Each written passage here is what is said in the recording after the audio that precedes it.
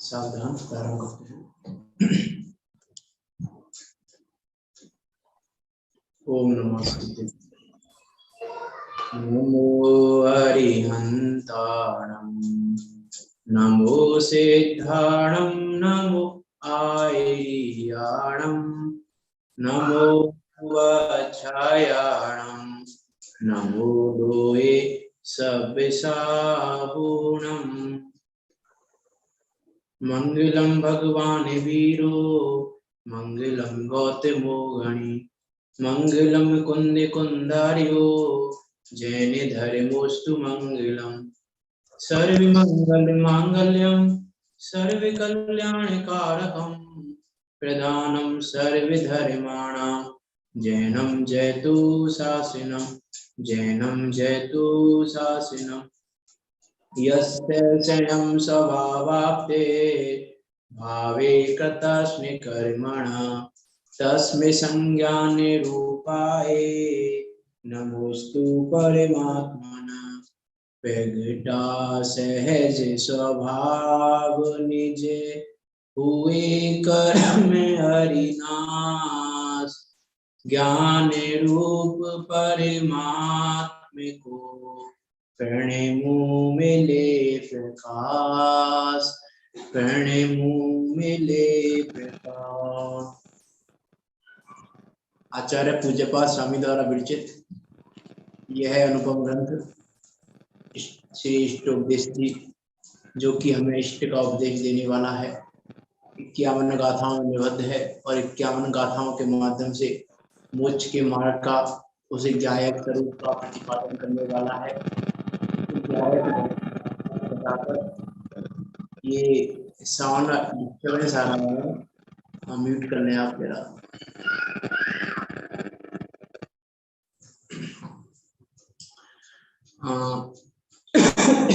उसे ज्ञायक भगवान आत्मा का स्वरूप बताकर उसका प्रतिपादन करके उस मोक्ष के मार्ग का प्रतिपादन करने वाला यह सहज और सरल भाषा में लिखा हुआ ग्रंथ, इस पर हमारी चर्चा चल रही है।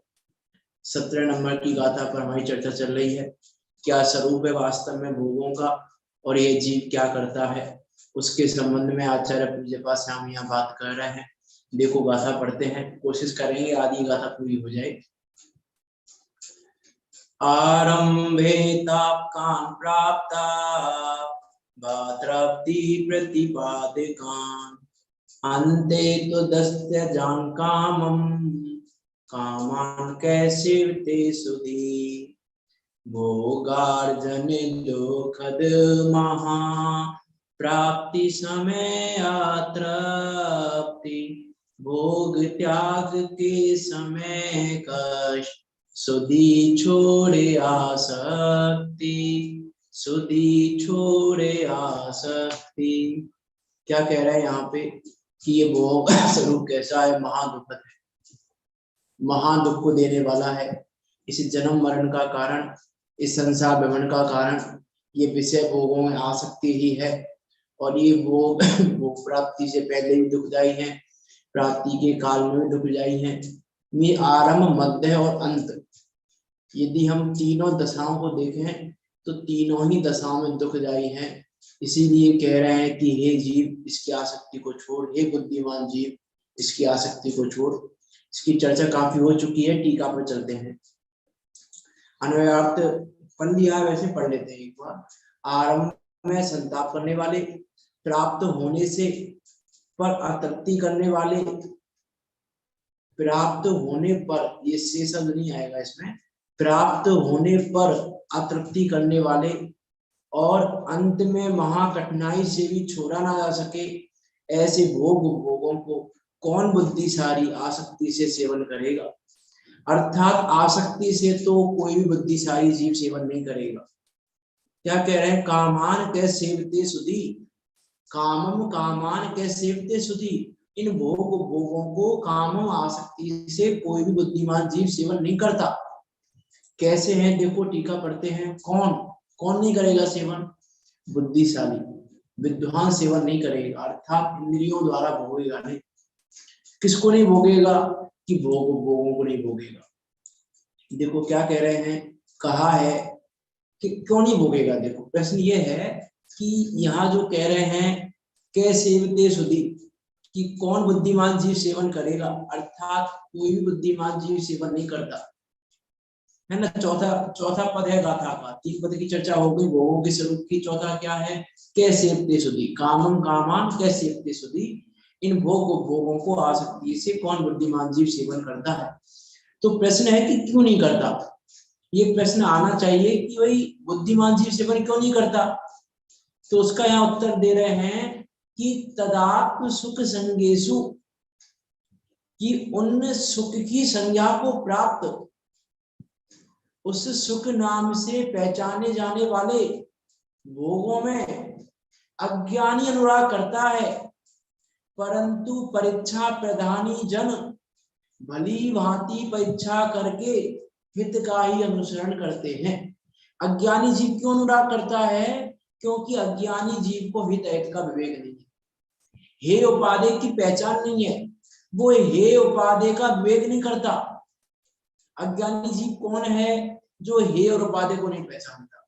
हित और अहित की जिसको पहचान नहीं है कि मेरा हित किसमें है अहित किसमें है, इसकी उसको पहचान नहीं है, इसीलिए वो भोगों का सेवन करता है। और बुद्धिशाली जीव क्या करता है, परीक्षा प्रधानी होकर भली भांति परीक्षा करके हित का ही अनुसरण करते हैं, कि जिसमें मेरा हित हो उसका अनुसरण करेगा कौन, बुद्धिशाली जीव। और अबुद्धिशाली अज्ञानी क्या करेगा, हो रहा अनुसरण होने दो, हित हो रहा है कि अहित हो रहा है कोई मतलब नहीं, कोई फर्क नहीं पड़ता हित हो रहा है कि अहित हो रहा है। क्यों, क्योंकि उसको हित और अहित का विवेक नहीं। चाहता तो है वो हित को ही, ऐसा नहीं वो अहित को चाहता हो अज्ञानी जीव। अज्ञानी जीव अहित को चाहता तो नहीं है, चाहता तो वो भी हित की प्राप्ति करना है, लेकिन उसको ये निर्णय नहीं है कि हित किसमें है और अहित किसमें है, इसलिए किसी भी कार्य में लग जाता है। अर्थात अहित करने वाले, जैसे मान लो कोई व्यक्ति है, वो व्यक्ति चाहता है कि मेरे आसपास अच्छे मित्र रहें, ये तो कोई नहीं चाहता कि शत्रु रहे, मेरे कोई शत्रु बने, मेरा कोई शत्रु हो, कोई नहीं चाहता, हर कोई मित्र ही बनाना चाहता है। लेकिन अब उसको मित्र की और शत्रु की पहचान नहीं है, कि मित्र की क्या पहचान होती है और शत्रु की क्या पहचान होती है, शत्रु कैसा होता है मित्र कैसा होता है, इसकी उसको पहचान नहीं है। तो वो क्या करता है, शत्रु का भी सेवन कर लेता है मित्र जानकर, शत्रु जानकर नहीं करता, उसको लगता है ये भी मित्र है मेरा, तो उसका भी सेवन कर लेता है। वैसे ही ये अज्ञानी जीव भी चाहता तो है हित, लेकिन इसको हित और अहित की पहचान नहीं है, और हित अहित की पहचान ना होने के कारण ये अहित को भी हित जानकर सेवन करता है। जैसे ये भोग अहितकारी हैं, अहित ही करने वाले हैं, लेकिन फिर भी सेवन करता है, और क्या जानकर करता है कि सुख मिल जाएगा मुझे, मेरा हित हो जाएगा। तो यहाँ कह रहे हैं उस सुख नाम से पहचाने जाने वाले भोग, उन भोगों को सुख नाम से पहचाना जाता है। जैसे शत्रु होता है, कोई घात करने वाला होता है, तो क्या करता है, मित्र बन के आता है, कि मित्र के नाम से पहचाना जाता है। कोई शत्रु है जिसको घात करना है और जिसको भी बुरा करना है मेरा, तो क्या करेगा, पहले मेरे पास आएगा, संयोग तो होगा ना उसका मेरे साथ, और मित्र बन के मेरे सामने आएगा। तो यहाँ भी वही कह रहे हैं, मित्र नाम से पहचाने जाने वाला शत्रु। ऐसे यहाँ पर क्या कह रहे हैं, सुख नाम से पहचाने जाने वाले भोग। जैसे मित्र नाम से पहचाने जाने वाले शत्रु, वैसे सुख नाम से पहचाने जाने वाले भोग। इसका अर्थ क्या है कि वो भोग सुख रूप है नहीं, वो शत्रु मित्र है नहीं, लेकिन मित्र के नाम से पहचाना जा रहा है। वैसे ही जगत में भोगों को सुख का कारण कहा जाता है। जगत में ये कहा जाता है कि भोग सामग्री होगी तो सुखी होंगे। जगत में ये कहा जाता है कि पैसे के बिना सुख नहीं होता, यदि पैसा नहीं है हाथ में तो पूछता भी नहीं है। पैसे के बिना ना घर खरीद सकते हो, ना मकान, रोटी कपड़ा मकान नहीं खरीदा जाता। घर के पैसे के बिना चैन की नींद नहीं आती। ऐसा कहा जाता है जगत में कि भैया पैसा होना चाहिए, गरीब आदमी चैन की नींद नहीं सो पाता, लेकिन पैसा हो तो चैन की नींद सोते हैं, लेकिन उसको ये नहीं पता कि गरीब चैन की नींद सोता है, पैसा वाला नहीं सोता चैन की नींद। तो वही यहाँ पर कह रहे हैं, उस सुख नाम से पहचाने जाने वाले भोगों में अज्ञानी, जिसको हे उपाधि का विवेक नहीं है, वो अनुराग करता है। परंतु परीक्षा प्रधानी जन भली भांति परीक्षा करके, भली भांति परीक्षा करते हैं भोगों की कि ये भोग वास्तव में हितकारी है कि नहीं। उनकी भली भांति तो अज्ञा से भी नहीं मानता। मान लो कहीं लोक में तो कहा ही जा रहा है कि लोक में कह दिया किसी ने कि भैया भोग तो सुख के कारण है, तो मान नहीं लेगा, परीक्षा करेगा, अज्ञा से नहीं मानता। हालांकि जिनागम में कहीं लिखा नहीं मिलेगा कि भोग सुख के कारण है, लेकिन जगत की भी आज्ञा नहीं मानेगा, परीक्षा करेगा, क्योंकि परीक्षा प्रधानी है। बुद्धिशाली परीक्षा प्रधानी होता है, अज्ञानुसारी तो क्या होता है। पंडित टोडरमल जी ने लिखा ना व्यवहार आवासी के प्रकरण में, परीक्षा रहित अज्ञानुसारी धर्म धारक व्यवहार आवासी, कि अज्ञा के अनुसार भी धर्म धारण करने वाले कैसे हैं, मिथ्या दृष्टि। तो वास्तव में तो हर विषय की परीक्षा करके उसका निर्णय करना चाहिए, उसके बिना निर्णय नहीं होता। तो यहाँ जो ज्ञानी जीव की बात कर रहे हैं, बुद्धिशाली जीव की बात कर रहे हैं, तो यहाँ बुद्धिशाली को परीक्षा प्रधानी कह के संबोधित किया है। इसीलिए देखो पंडित टोडरमल जी ने उसमें व्यवहार आवासी के प्रकरण में अज्ञा प्रधानी से परीक्षा प्रधानी को श्रेष्ठ कहा। और उन्होंने नहीं कहा, उन्होंने तो रेफरेंस दिया अष्ट सहस्त्री का, कि अष्ट सहस्त्री में अज्ञा प्रधानी से परीक्षा प्रधानी को उत्तम कहा है। तो क्यों यहाँ भी बुद्धिशाली को अज्ञा प्रधानी जन नहीं लिखा। यहाँ पे आशा दर्जी ने क्या लिखा है टीका में, परीक्षा प्रधानी जन। बुद्धिशाली को क्या कह के संबोधित किया है, परीक्षा प्रधानी, कि परीक्षा प्रधानी जन भली भांति परीक्षा करके हित का ही अनुसरण करते हैं, जिससे हित हो उसका ही अनुसरण करते हैं। कैसे कैसे करते हैं परीक्षा, भोगों की परीक्षा कैसे करते हैं, कि ये संताप करने वाले हैं। ये पहले जो पहला दिया ना, आरंभे ताप कान, आरंभ में संताप प्रदान करने वाले हैं। तो उस जीव ने ये सुना कि भैया भोग कैसे हैं, कि आरंभ में संताप प्रदान करने वाले हैं, प्राप्ति के पहले दुख देने वाले हैं। तो वो इसकी परीक्षा करेगा कि संताप करने वाले हैं कैसे हैं, अर्थात देह इंद्रियों और मन को क्लेश के कारण। देह को भी क्लेश होता है, इंद्रियों को भी क्लेश होता है, मन को भी क्लेश होता है।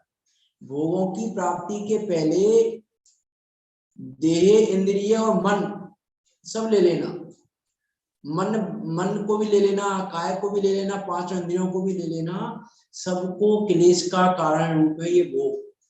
कि कैसे है, कि पहले तो मन में सोचता है ये मिल जाए, ये मिल जाए, कैसे मिलेगा कैसे मिलेगा।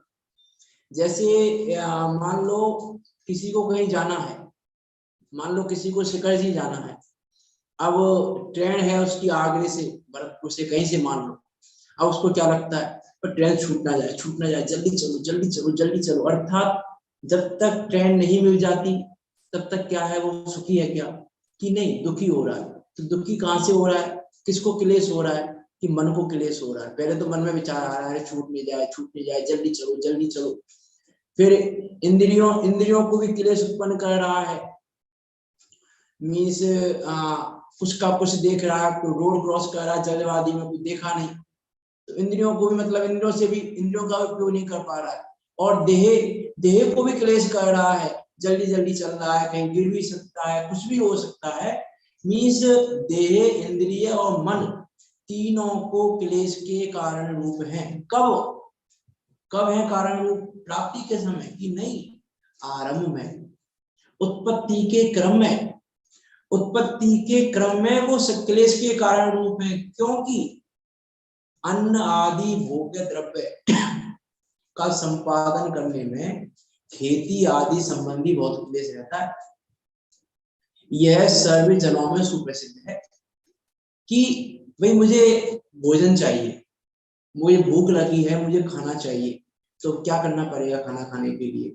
अब मुझे वो खाना संबंधी भोग चाहिए, अब खाना संबंधी भोग चाहिए तो खाने संबंधी भोग की प्राप्ति के लिए पहले क्या करना पड़ेगा, यहाँ तो खेती आदि लिखा है, तो खेती आदि में खेती व्यापार आदि सब लगा लेना कि कमाना पड़ेगा पहले। और कमाने में बहुत क्लेश है, मन को भी क्लेश है, देह को भी क्लेश है, इंद्रियों को भी क्लेश है, क्योंकि कमाने जाता है तो फिर कस्टमर आ गए तो फिर गर्मी हो रही है तो हो ही रही है, पसीने में भी व्यापार कर रहा है, तो हो रही है व्यापार कर रहा है। मी सर्दी गर्मी नहीं देखता व्यापार करने में, कहीं आना जाना पड़े तो आता भी है जाता भी है, कुछ भी नहीं देखता। मी से शरीर भूखा रहना पड़ रहा है कमाने के लिए तो भूखा भी रह लेता है, किस किस प्रकार के क्लेश उत्पन्न कर लेता है ये किसके लिए, उसे खाने संबंधी भोग की प्राप्ति के लिए। भोग की प्राप्ति नहीं हुई है अभी, भोग की यहाँ क्या कह रहे हैं आरंभ में, उत्पत्ति के क्रम में, उसे खाने की उत्पत्ति के क्रम में खेती आदि संबंधी बहुत क्लेश रहता है, यह सर्व जनों में सुप्रसिद्ध है। तब कहते हैं, तब क्या कह रहा है ये जीव की बात मान ली हमने आपकी कि आरंभ में तो बहुत क्लेशकारी है, लेकिन प्राप्ति हो जाए तब कहते हैं कि भोगने में आते हुए भोग तो सुख के कारण है ना। अब जिस समय मुझे खाना मिल गया और मेरी भूख मिट गई, उस समय तो सुख का कारण है ना, इसीलिए वे सेवन योग्य है। शिष्य क्या कह रहा है कि आपकी बात हमने मान ली कि आरंभ में सेवन करने योग्य नहीं है, आरंभ में सेवन करने योग्य नहीं है, आपकी बात मान ली कि भैया मुझे भोजन चाहिए था, अब मुझे कमाना पड़ रहा है, ये करना पड़ रहा है, बहुत सारे क्लेश करने पड़ रहे हैं, तो ये सेवन करने योग्य नहीं है, मान लिया। लेकिन जिस समय मुझे भोजन मिला उस समय तो सेवन करने योग्य है, उस समय तो सुख का कारण है। तो उत्तर में कहते हैं प्राप्ता इत्यादि, प्राप्ति के समय भी इंद्रियों के साथ संबंध होने पर वे भोग आतृप्ति करने वाले हैं, अर्थात बहुत तृष्णा उत्पन्न करने वाले हैं। कि इंद्रियों के साथ संबंध होने पर वे आतृप्ति करने वाले हैं, अर्थात बहुत तृष्णा उत्पन्न करने वाले हैं, थोड़ी बहुत नहीं, क्योंकि कहा था ना कर कि तृष्णा समाप्त नहीं होती जीव की, किसी जीव की तृष्णा प्रति समय बनी हुई है, तो बहुत तृष्णा उत्पन्न करने वाले हैं। देखो ज्ञानार्णव ग्रंथ का रेफरेंस दिया है यहाँ पे, ज्ञानार्णव में क्या कह रहे हैं, अपि संकल्पिता, जैसे जैसे संकल्पित भोग प्राप्त होते हैं वैसे वैसे मनुष्यों की तृष्णा भरकर संपूर्ण विश्व में फैल जाती है। इसकी इच्छा कैसी है, टोटमस ने लिखा ना, इसकी इच्छा तो ऐसी है मैं सबको देखूं, सबको सूंघूं, सबको जानूं, सबको सब कुछ, सबको सबका सबका सब कुछ कर लूं, सारे पदार्थों का सेवन कर लूं एक साथ, ऐसी इच्छा है इसकी। तो जैसे जैसे संकल्पित, ये क्या प्रश्न क्या किया, इसने प्रश्न ये किया था कि जिसका मुझे संकल्प है वो मुझे मिल जाए तो फिर वो सुख का कारण होता है, इसलिए सेवन योग्य है। तो यहाँ कह रहे हैं कि जिसका इसने संकल्प किया है उसे संकल्पित भोग के प्राप्त हो जाने पर इसकी तृष्णा बढ़ जाती है, इसकी तृष्णा कम नहीं होती, इसकी तृष्णा और बढ़ती है, इसको और चाहिए और चाहिए और चाहिए और चाहिए।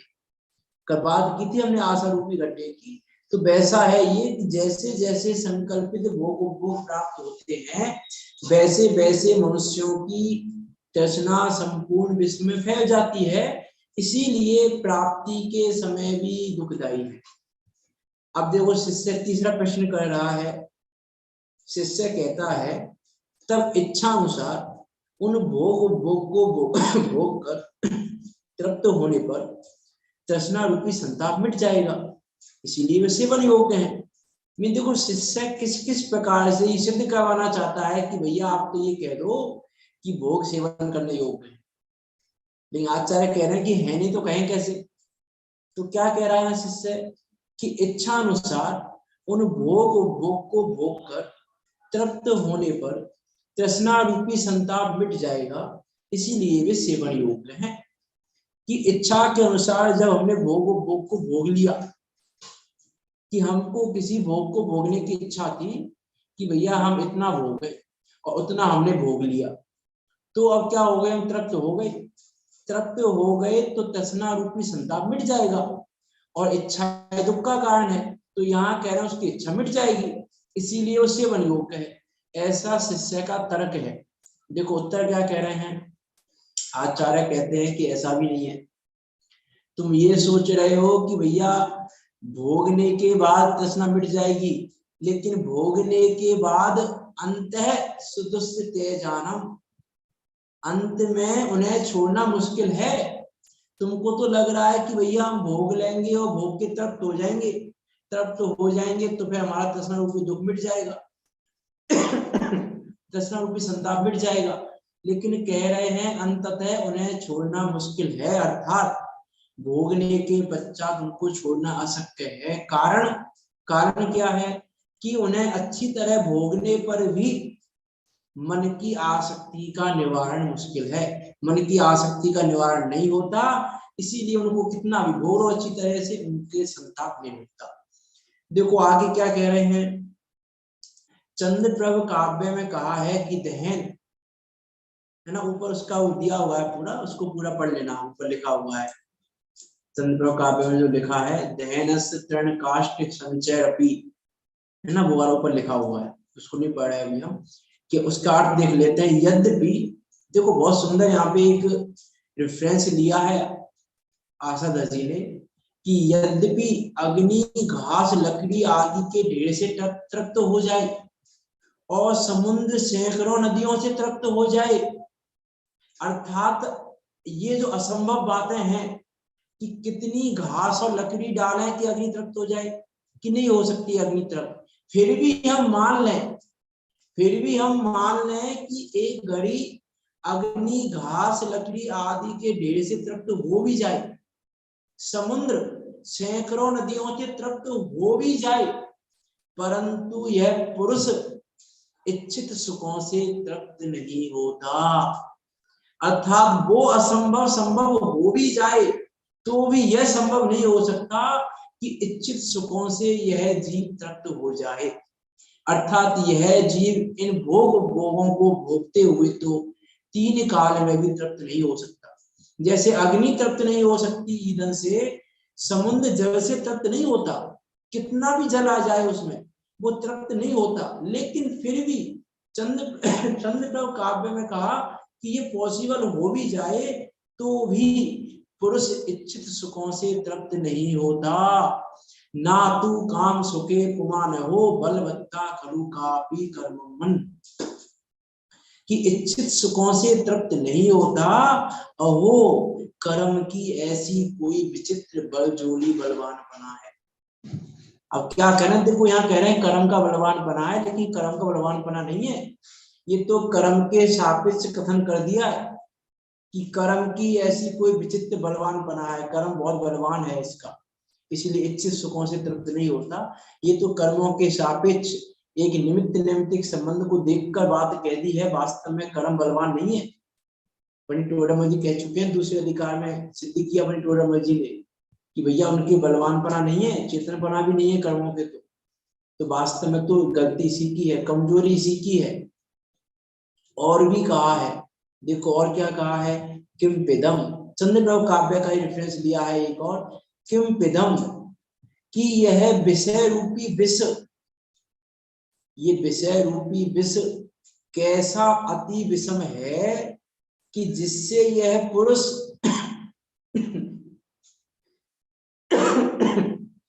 कि जिससे यह पुरुष उसका भव में अनुभवन करने पर भी विषय सुख के अनुभव से उत्पन्न होते दुखों का अनुभव करने पर भी उसका मन चेतता ही नहीं।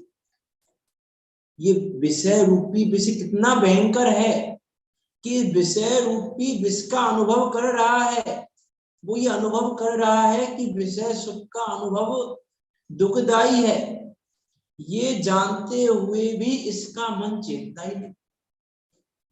जैसे किसी की इच्छा हो रही है रसगुल्ले खाने की, तो उसने 2 रसगुल्ले खाए, 4 खा लिए, 6 खा लिए, 8, उसकी इच्छा तो नहीं मिट रही है। अब 8 रसगुल्ले 10 रसगुल्ले खाने के बाद उसके रोग हो गया, अब रोग तो होगा ही, इतने रसगुल्ले खाएगा तो, अब रोग हो गया तो उसको प्रत्यक्ष दिखाई दे रहा है क्या कि मैंने 8 रसगुल्ले खाए थे इसीलिए मुझे रोग हुआ, तो अगली बार से 8 रसगुल्ले खाएगा कि नहीं खाएगा, कि अगली बार दोबारा खाने की इच्छा होगी, अरे और खाना है, कोई नहीं एक और खाना, अरे एक और खा लो, कोई 8 नहीं खाऊंगा, 6 तो खा लो, अरे 7 तो खा लो, चलो 7.5 तो खा लो। मैं उसकी मतलब उसको पता है, यहाँ ये कह रहे हैं यह विषय रूपी विष कैसा भयंकर है कि जिससे यह पुरुष उसका भव भव में अनुभवन करने पर भी, विषय सुख के अनुभव से उत्पन्न होते दुखों का अनुभव करने पर भी उसका मन चेतता ही नहीं। इसीलिए वास्तव में कोई बुद्धिशाली जीव इन भोगों को नहीं भोगेगा, ऐसा यहाँ आचार्य पूज्य पाद स्वामी ने कहा।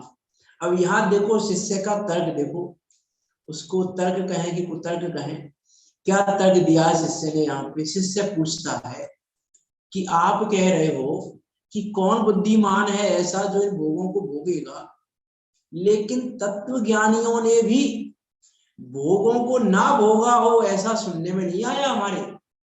हमारे सुनने में तो ये आया है कि तत्वज्ञानी भोगों को भोगते हैं।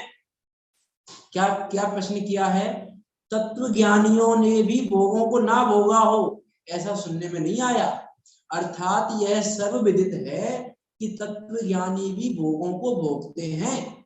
तो कौन बुद्धिमान भोगों का सेवन करेगा, ऐसे उपदेश में किस प्रकार श्रद्धा की जाए। आप कह रहे हो कि कौन बुद्धिमान होगा जो इनको भोगेगा, हमको तो सारे जीव भोगते दिखाई दे रहे हैं, तो आपकी बात पे श्रद्धा कैसे करें हम, आपके इस उपदेश पे श्रद्धा कैसे करें। अब जब भोगों पे नहीं, उसकी भोगों पे नहीं चल रहा है उसका बस, तो फिर वो यहाँ बुद्धिमान पे आके रख गया वो शिष्य कि आप तो मैं ये बता दो भैया कौन बुद्धिमान है ऐसा जो भोगों को नहीं भोगता। सारे बुद्धिमान तो भोग रहे हैं, सारे तत्वज्ञानी भोग रहे हैं, सारे सम्यक दृष्टि भोग रहे हैं। भरत चक्रवर्ती ने भोगा, सबने भोगा, किसने नहीं भोगा। क्या राजा आदिनाथ ने भोगों को नहीं भोगा, किसने नहीं भोगा भोगों को, सबने भोगों को भोगा है। और आप कह रहे हो कि कौन बुद्धिमान, तो क्या बुद्धिमान नहीं थे, क्या सम्यक दृष्टि बुद्धिमान नहीं है। सम्यक दृष्टि बुद्धिमान तो है, लेकिन सम्यक दृष्टि भी भोग भोगता हुआ दिखाई दे रहा है हमको। तो आप ये कैसे कह रहे हो, कै सेवते सुधी, कामम कामान कै सेवते सुधी, ये शब्द हमारी समझ में नहीं आया। ये शिष्य का प्रश्न है। देखो आचार्य क्या कहते हैं, ज्ञानी कामम, कामम का क्या अर्थ था वहां पे, आसक्ति।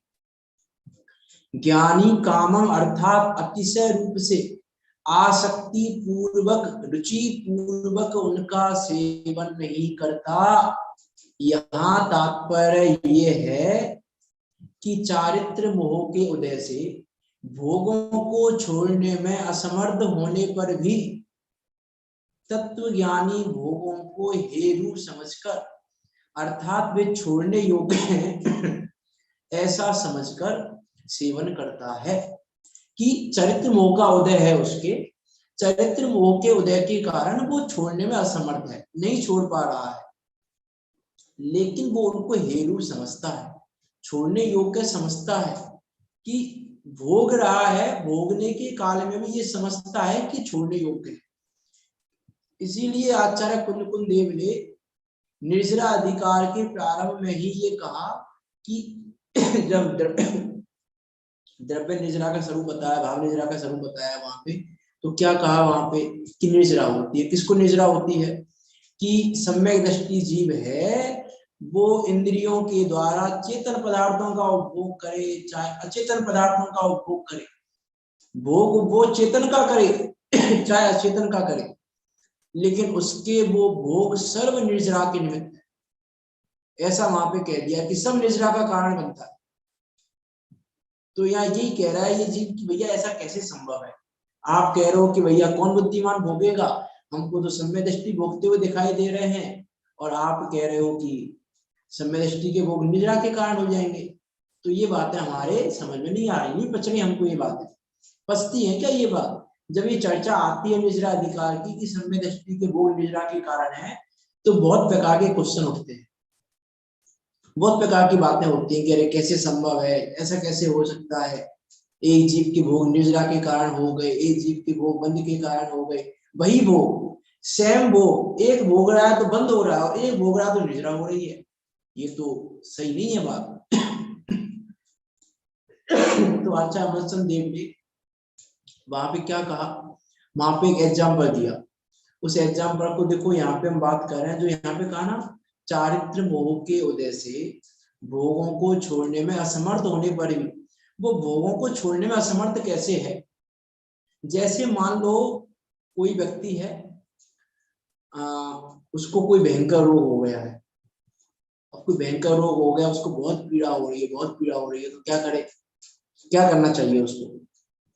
आपसे पूछता हूं मैं, मान लो मुझे बहुत भयंकर रोग हो गया कोई और बहुत तेज पीड़ा हो रही है रोग की, तो क्या करना चाहिए उस केस में? मुझे बताएं आप, क्या करना चाहिए?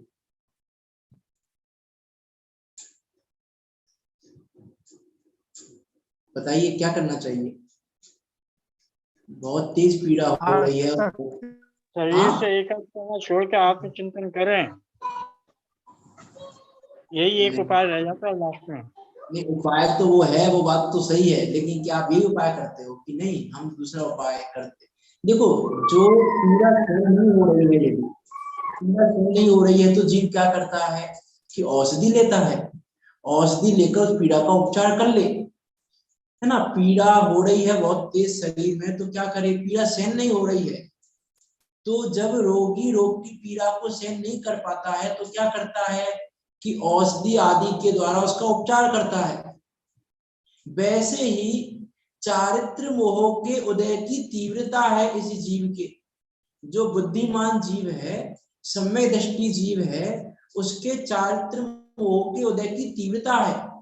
और चारित्र मोह के उदय की तीव्रता जो उसको हो रही है, चारित्र मोह के कारण जो उसको पीड़ा हो रही है, और वो पीड़ा को सहन नहीं कर पा रहा है, तो क्या करता है कि भोगों के द्वारा विषयों का विषय रूप, जैसे वो औषधि को ग्रहण करता है रोगी, वैसे यह सम्यक दृष्टि जीव विषयों के द्वारा उपचार करता हुआ दिखाई देता है।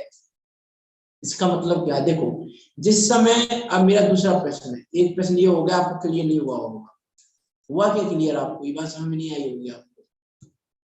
तो देखो, इसी को मैं आगे बात को कहूं कि वो जो रोगी है ना, वो औषधि को ले रहा है, तो औषधि लेना अच्छा मानता है क्या वो कि नहीं? औषधि लेने को अच्छा नहीं मानता। जिस समय औषधि ले रहा है उस समय अच्छा नहीं क्या मानता लगता है कि औषधि लेने योग्य नहीं है, ये औषधि तो छोड़ने योग्य है, ये औषधि का सेवन करने योग्य नहीं है, और ये रोग भी त्याज्य है, ये रोग भी रखने योग्य नहीं है, और इस रोग का जो मैं उपचार कर रहा हूँ, जो मैं ये औषधि ग्रहण कर रहा हूँ, ये औषधि भी ग्रहण करने योग्य नहीं है। वैसे ही वो सम्यक दृष्टि जीव उसे चारित्र मोह रूपी रोग को भी दूर करना चाहता है, और चारित्र मोह रूपी रोग से उपजी पीड़ा का उपचार जो विषय भोगों से वो कर रहा है, उन विषय भोगों को भी वो नहीं करना चाहता।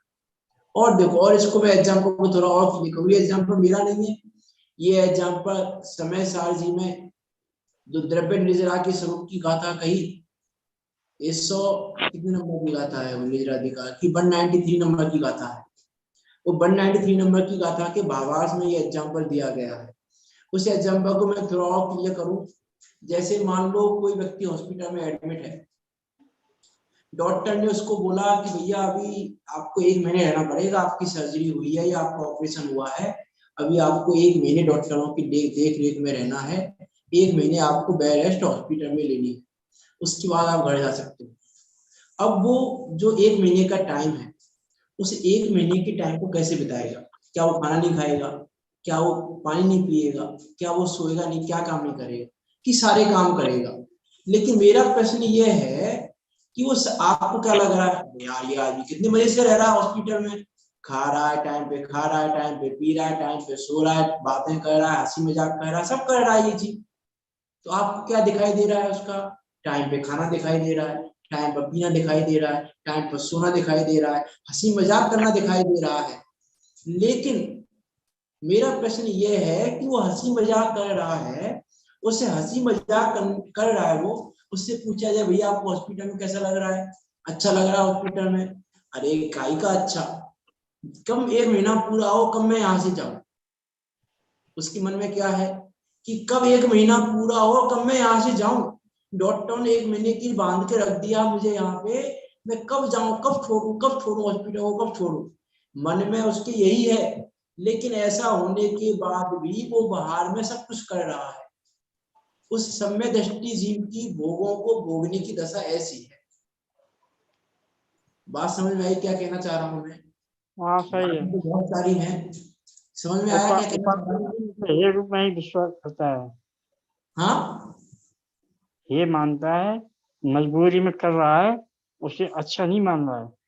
हाँ, वही यहाँ कहना चाह रहे हैं कि इसको आसक्ति का अभाव है। ओवरऑल ये कहना चाह रहे हैं कि जो आप कह रहे हो कि बुद्धिमान जीव भी तो भोग रहा है, लेकिन बुद्धिमान जीव, वो सम्यक दृष्टि जीव आसक्ति के अभाव में भोग रहा है, उसको आसक्ति नहीं है भोगने की। अच्छा, कोई व्यक्ति मान लो, किसी व्यक्ति ने देखा किसी को कि यार हॉस्पिटल में ये व्यक्ति हंसी मजाक करता है, खाता पीता सोता है, अच्छे से रहता है, चलो मैं भी हॉस्पिटल में रहूं, तो उसको क्या कहेंगे हम कि मूर्ख हो गया। तुम तो आसक्ति से रहना चाह रहे हो, तुम तो इच्छा पूर्वक रहना चाह रहे हो, तो तुम्हारा वो हॉस्पिटल में रहना, फिर चाहे तुम हंसी मजाक करो, चाहे खाना पीना करो, हॉस्पिटल में कुछ भी करो, आपका वो कब सब तो कैसा दुख का कारण है। लेकिन वहां क्या कह दिया कि निर्जरा का कारण है। वहां कह दिया कि भैया इसको बंद नहीं हो रहा है। क्यों नहीं हो रहा है बंद? क्योंकि इसको आसक्ति नहीं है। तो वैसी बात यहाँ पे की है कि चारित्र मोह के उदय से भोगों को छोड़ने में असमर्थ होने पर भी उसके पास जो सामर्थ्य है, किसकी सामर्थ्य है? ज्ञान की और वैराग्य की। उस ज्ञान की और वैराग्य की सामर्थ्य के कारण उन भोगों को छोड़ने में असमर्थ होने पर भी वो तत्वज्ञानी जीव भोगों को हे रूप समझकर सेवन करता है। सेवन करते हुए भी सेवता नहीं है। मान लिखी ना, 3-4 गाथाओं के बाद गाथा आती है वहां पे निजराधिकार में कि सेवता हुआ भी नहीं सेवता और नहीं सेवता हुआ भी सेवन करता है ना। गाथा शायद होगी 197-198 के आसपास, कि वहां में क्या लिखा, सेवता हुआ भी नहीं सेवता और सेवित नहीं सेवता हुआ भी सेवता है। एक जीव तो ऐसा है जो विषय भोगों का सेवन कर रहा है, तो भी हम कह रहे हैं कि ये नहीं सेवन नहीं कर रहा विषय भोगों का। और एक जीव जो विषय भोगों का सेवन करना तो छोड़ो नहीं कर रहा है, यहाँ तो करने की बात हो रही है। हम तो दूसरी बात और कहें कि एक जीव तो है जो विषय भोगों का सेवन कर रहा है, और एक जीव है जो विषय भोगों का सेवन नहीं कर रहा है। तो विषय भोगों का सेवन करने वाले को हम कह रहे हैं कि ये नहीं भोग रहा है, ये सेवन नहीं कर रहा है, और जो सेवन नहीं कर रहा है उसको कह रहे हैं कि ये सेवन कर रहा है। बात बचती है आपको ये बात? बच रही है क्या आपको ये बात कि सेवन जो भोग रहा है, सेवन कर रहा है, सेवन करता हुआ दिखाई दे रहा है हमको, उसको तो हम कह रहे हैं कि ये सेवन नहीं कर रहा। और एक जीव है जो सेवन नहीं कर रहा भोगों का, तो भी हम क्या कह रहे हैं कि ये भोग रहा है, ये सेवन कर रहा है। बात पची कि नहीं पची आपको ये? पचेगी बात, पचेगी क्यों नहीं, अभिप्राय में ऐसा ही है। हाँ, क्योंकि देखो पंडित टोडामल जी ने भी जब 7वें अधिकार में आश्रम का अन्यथा रूप कहा, व्यवहार आवासी प्रकरण, तो आश्रम के स्वरूप में जब उन्होंने मिथ्यात्व अविरति कषाय योग का वर्णन किया कि ये कैसा मानता है, तो वहां अविरति के स्वरूप में क्या कहा कि ये क्या मानता है कि मैंने बाहर में भोगों को भोगना छोड़ दिया ना, मैंने बाहर में विषय सेवन को छोड़ दिया, तो मेरी अविरति हो गई। पंडित टोडामल जी ने क्या कहा वहां पे, विषय सेवन में अभिलाषा मूल है, मूल कही थी, और विषय सेवन अभिलाषा मूल कही थी। तो यहाँ हिंसा वाली बात तो नहीं कर रहे हैं हम अभी, विषय सेवन में अभिलाषा मूल है। तो ये वाला जीव जो विषय सेवन कर रहा है इसकी अभिलाषा नहीं है, इसीलिए इसको हमने कह दिया विषय सेवन नहीं कर रहा। और यह जीव भोगों को नहीं भोग रहा है, लेकिन उस काल में भी इसके भोगों को भोगने की अभिलाषा है, भोगों को भोगने की अभिलाषा है उस काल में। उस अभिलाषा को देखकर हमने कह दिया कि ये भोगों को भोग रहा है। अब ये बात देखो इन बातों को जैन धर्म के अलावा कोई धर्म नहीं समझा पाएगा। अन्य धर्म को क्या कहेंगे, भैया कैसी पागलपंथी वाली बात कर रहे हो, कैसी पागलों वाली बात कर रहे हो, भोग रहा है उसको कह रहे हो कि नहीं भोग रहा है, और जो नहीं भोग रहा है उसको कह रहे हो भोग रहा है, ये तो पागलपंथी वाली बात है, मूर्खों वाली बात है। अन्य धर्म ये कहेंगे, एक जैन धर्म ही है ऐसा जो ये कह रहा है कि भैया उसकी अपेक्षा को समझो, स्वाद वाले को तो समझो, इसलिए यहाँ कह रहे हैं भैया उसमें ये मत समझना कि बुद्धिमान जीव भोगों को भोग रहा है तो मैं भी भोग लूं, कि जैसे है ना, समय तो हो गया है वैसे, सोचा था एक टीका पूरी हो जाएगी, ये टीका है अभी तो टीका। चलो देखो एक एग्जांपल देके बात को पूरी करते हैं। जैसे आपने देखा होगा, मूवी में देखा होगा, रियल में भी देखा होगा, एक व्यक्ति होता है जो माउथ फायर स्टंट करता है, मुंह में अग्नि लगा के या ऐसा करता है ना, स्टंट दिखाने वाले होते हैं बहुत सारी चीज। तो हमने किसी को देखा ऐसा करते हुए, तो हमने हमने क्या सोचा, अरे यार ये कर रहा है, इसको कुछ नहीं हो रहा है तो मैं भी कर लूं। तो तुम करोगे तो तुम चलोगे, वो नहीं चल रहा है क्यों? उसके पास ज्ञान की सामर्थ्य है, वो उसको पता है, वो जानता है। जैसे वो एग्जाम्पल दिया ना, वो आचार्य कुंदकुंद देव ने वो गाथा कही निजराधिकार में ज्ञान की सामर्थ्य बताने के लिए, कि जैसे वैद है वो इसका सेवन कर रहा है तो भी मरता नहीं है, हाँ, लेकिन तुम इसका सेवन करोगे तो मर जाओगे। क्योंकि वैद जानता है कि विष का सेवन किस क्वांटिटी में किया जाए कि मरे नहीं, उस क्वांटिटी को वो जानता है, लेकिन तुम नहीं जानते। तुम नहीं जानते इसलिए तुम उसकी देखा देखी कि देखो ये वैद भी तो इसका सेवन कर रहा है, मैं कर लूं तो क्या परेशानी है, तो आप करोगे तो आप तो मरोगे, वो वैद नहीं मरेगा लेकिन आप मरोगे। जैसे वैराग्य की सामर्थ्य के लिए बात कही ना, आरती भाव से मदिरा का पान कर रहा है और आप ऐसा सोचकर मदिरा का पान करने लग जाओ, तो फिर आप की हालत तो फिर आप ही जान सकते हो। क्योंकि आप रति भाव से मदिरा पियोगे, वो रति भाव से मदिरा पी रहा है। वो अंतर जो रति भाव और अरति भाव वो हमको दिखाई नहीं दे रहा है। हमको तो क्या दिखाई दे रहा है, मदिरा पान। हमको ये दिखाई नहीं दे रहा है कि अरति भाव से पी रहा है कि रति भाव से पी रहा है, हमको मदिरा पान दिखाई दे रहा है। वैसे यहाँ पर हमको भोग भोगता हुआ दिखाई दे रहा है वो जीव, लेकिन वो आसक्ति पूर्वक भोग रहा है कि आसक्ति के अभाव में भोग रहा है, उस बात वो दिखाई नहीं दे रही हमको आसक्ति। तो आसक्ति दिखाई तो देगी नहीं हमको, दिखाई तो क्या देगा, देखो अरे भरत भरत जी देखो छिन्मय हजार रानियों का उपभोग करते थे, तो उनके निद्रा का कारण कह रहे हो आप कि भैया वहां आसक्ति और निरासक्ति को देखोगे कि नहीं देखोगे, तो वो आसक्ति के अभाव में भोगता है और तुम आसक्ति के सद्भाव में भोगते हो, इसीलिए तुम्हें बंद होता है। इसलिए तुमसे कहा जा रहा है तुम मत भोगो, इसलिए कहा जा रहा है कौन बुद्धिमान। देखो आचार्य पूज्यपाद स्वामी भी ये बात जानते थे कि कोई शिष्य ऐसा प्रश्न उठा सकता है, इसलिए उन्होंने गाथा में इस शब्द का प्रयोग किया, कामम कामम कामान के सेवते सुधी। यदि कामम शब्द को हटा दें तो गाथा का अर्थ कुछ अलग हो जाएगा। कामम शब्द को जोड़ के क्या कहा वहां पे, कामम कामान के सेवते सुधी, कि कौन बुद्धिमान इन भोगों को काम आसक्ति से भोगेगा। अर्थात कोई भी बुद्धिमान जीव आसक्ति से नहीं भोगेगा, निरासक्ति से तो भोग सकता है क्योंकि भोगता हुआ दिखाई देता है हमको। इसलिए आचार्य पूज्यपाद स्वामी ने कामम शब्द जोड़ा है उसमें कि आसक्ति पूर्वक नहीं भोगते। देखो ये वाला पैराग्राफ पढ़ लेते हैं बस। चारित्र मोह के उदय से भोगों को छोड़ने में असमर्थ होने पर भी तत्वज्ञानी भोगों को हे रूप समझकर, अर्थात वे छोड़ने योग्य हैं ऐसा समझकर सेवन करता है।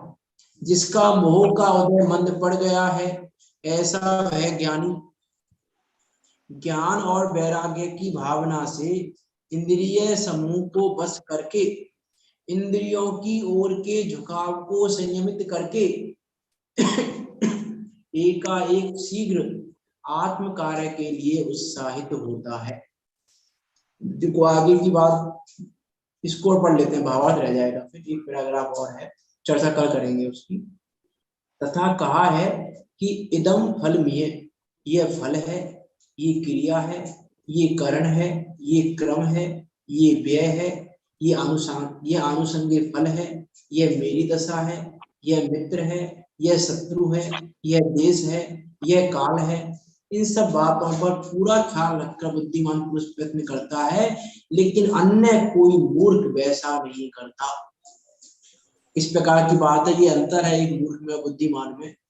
तो उसकी बात कल करेंगे, भावार्थ को लेके फिर आगे की बात करेंगे। आगे की चर्चा भी, आगे की कथा भी बहुत महत्वपूर्ण है। गाथा सारी महत्वपूर्ण है, लेकिन विचार करना क्या कहना चाह रहे हैं आचार्य पूज्यपाद स्वामी यहाँ पर भोगों के स्वरूप के बारे में, कि वास्तव में देखो वहां पे टोटम जी ने भी लिखा, लिख नहीं पाए पूरा, वहां पे उन्होंने आधा छोड़ा हुआ है, वहां आगे लिखेंगे, ऐसा लिखा वहां पे कि भरत आदि के को भोगों को भोगते हुए देखकर तुम भोगों को भोगने मत लग जाना, क्योंकि वो किस प्रकार भोगों को भोग रहे हैं इसका कथन आगे करेंगे, ऐसा टोटम जी ने वहां लिखा, लेकिन नहीं लिख पाए। तो उस प्रकार की बातें हैं, हम विचार करके देखें वास्तव में ज्ञानी कैसे भोगता कैसे भोगते हैं, उन बातों का विचार करते हुए इन भोगों के स्वरूप को समझकर, इन भोगों के स्वरूप को जानकर हम इन भोगों की आसक्ति का अभाव करें, और आसक्ति का अभाव होगा तो क्रम क्रम से भोगों का अभाव भी हो जाएगा।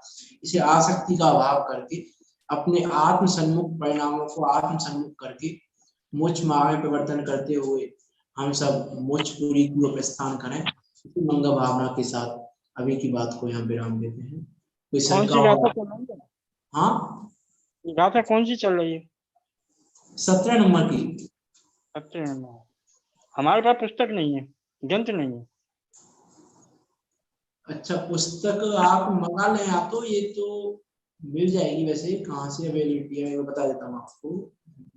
आप बाहर से आएगी तब तक ग्रंथ ही पूरा हो जाएगा। 51 तो गाथा है इसमें। नहीं तो आप देखो गाथा एक दो दिन तो चलती है, आप उस गाथा को एक बार पीडीएफ से पढ़ के आए तो भी ठीक रहेगा। आप एक बार क्लास से पहले पढ़ लें उसको पीडीएफ से तो भी ठीक रहेगा, यदि बुक उपलब्ध नहीं हो पा रही है जब तक, तो ऐसा भी कर सकते हैं, आप गाथा को पढ़ के आए एक बार, तो फिर वो वैसे तो सरल है। देखो उदाहरण उदाहरण के साथ है, एक एक लाइन में उदाहरण है और एक लाइन में सिद्धांत है। पढ़ के आओगे तो भी हो जाएगा, यदि बुक अवेलेबल नहीं हो तो पीडीएफ पे पढ़ सकते हैं आप। बाकी ये आई थिंक स्मार्ट वगैरह से या मंगलाचरण वगैरह से इसका होगा, देख के बता दूंगा मैं इसकी प्राप्ति स्थान कहाँ कहाँ है, तो वहां से मंगा